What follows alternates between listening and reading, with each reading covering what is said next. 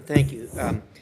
Madam Ambassador, you described the situation with scam operations, particularly in Asia, and the forced criminality. I guess we don't usually think of that sort of thing when we think of human trafficking. Obviously, the intersection of those two is interesting. Could you give us some specific examples of how that works so we can kind of think about this a little more clearly? Thank you so much for that question, because it is a really emerging issue that is of critical importance for us to better get our arms around.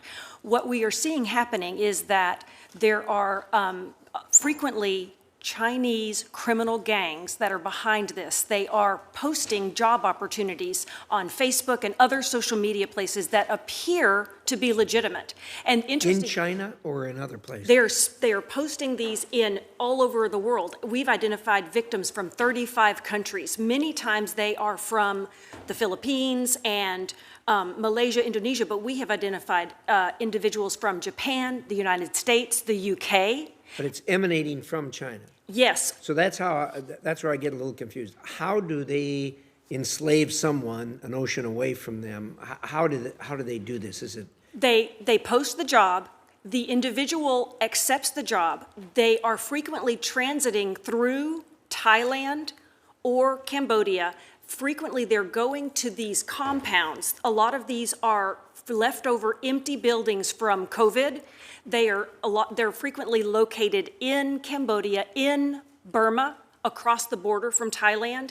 Individuals think they're going for a legitimate IT job that is going to utilize their skills, linguistic skills, IT skills. When they get there, they are literally locked in a room and they are not allowed to leave. And they are given a quota of how much money they have to get from scam operations. And if they don't make that quota, they are tortured.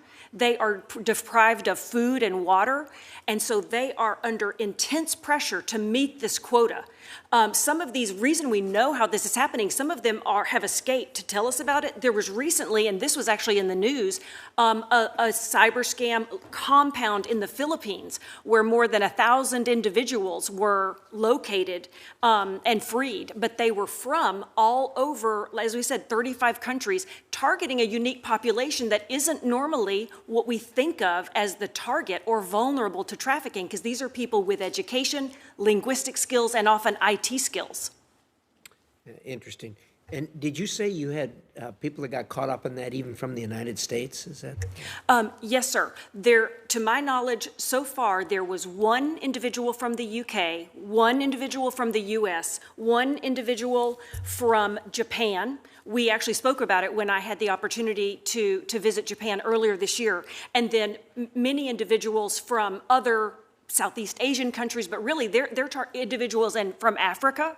Because one of the benefits is if they get a broad target, then that individual can target secondary victims for their online scams from the country that they are from. So they sound like a person from the UK, the US, a country in Africa, and they're more effective at running these romance scams and fraudulent scams. So they're lured there and then held against their will once they get there. Yes, sir. Is that how it works? Okay. Yes, sir.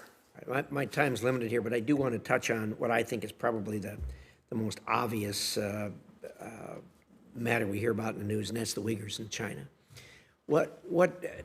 Tell me about that. What do you do about that? What is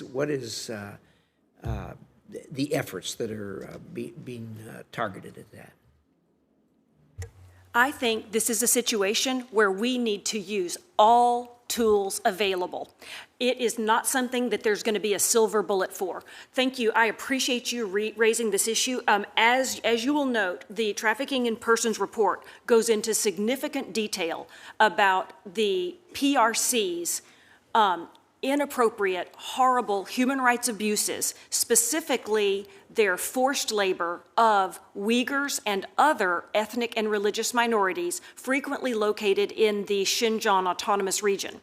And so one tool is call it out in the TIP report, not only what China is doing, but also, which we also call out in the TIP report, places where this is occurring in other countries. So, for example, we flag in the TIP report that China's Belt and Road Initiative is impacting 13 countries. And so that is brought up in each of those countries' narratives so that those countries can be more aware of what's going on and more proactive to ensure that their own citizens are not falling prey to China's tactics, as well as Chinese citizens. But in addition to formal Belt and Road Initiative projects, we also have identified PRC-affiliated projects, not Belt and Road Initiative, but just PRC-affiliated, and we have followed up forced labor trends in 14 additional countries where this is called out.